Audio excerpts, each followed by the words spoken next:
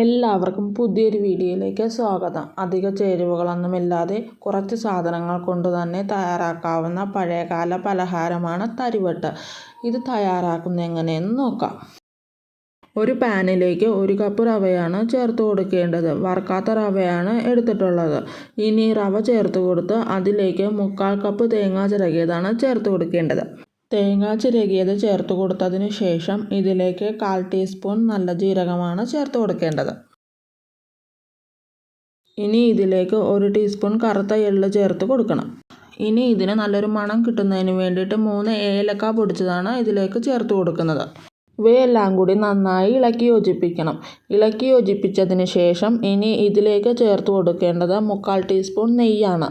നെയ്യ് ചേർത്ത ശേഷം മീഡിയം ഫ്ലെയിമിലിട്ട് ഈ റവ വറുത്തെടുക്കണം. കൈവിടാതെ തന്നെ ഇളക്കി കൊടുക്കണം. റവയുടെ കളർ അധികം ചേഞ്ച് ആകാതെ തന്നെ വേണം ഈ റവ വറുത്തെടുക്കേണ്ടത്.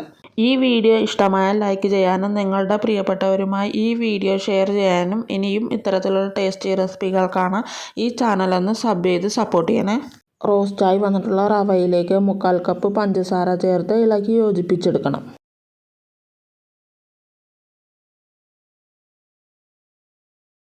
പഞ്ചസാര ഇളക്കി യോജിപ്പിച്ചതിന് ശേഷം ഇതിലേക്ക് 1/4 കപ്പ് തിളച്ച വെള്ളം ഇതിലേക്ക് ചേർത്ത് ഇളക്കി റവയുമായി നന്നായി ഇളക്കി യോജിപ്പിക്കണം.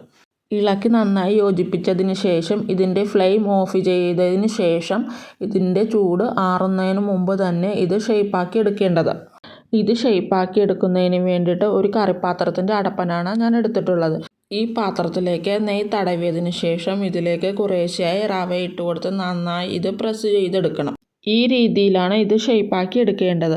ഇനി ഇത് ഒരു പാത്രത്തിലേക്ക് മാറ്റാം. ചൂടോടുകൂടി തന്നെ റവ ഷേപ്പാക്കിയാൽ മാത്രമേ ഈ രീതിയിൽ നമുക്ക് കിട്ടുകയുള്ളൂ.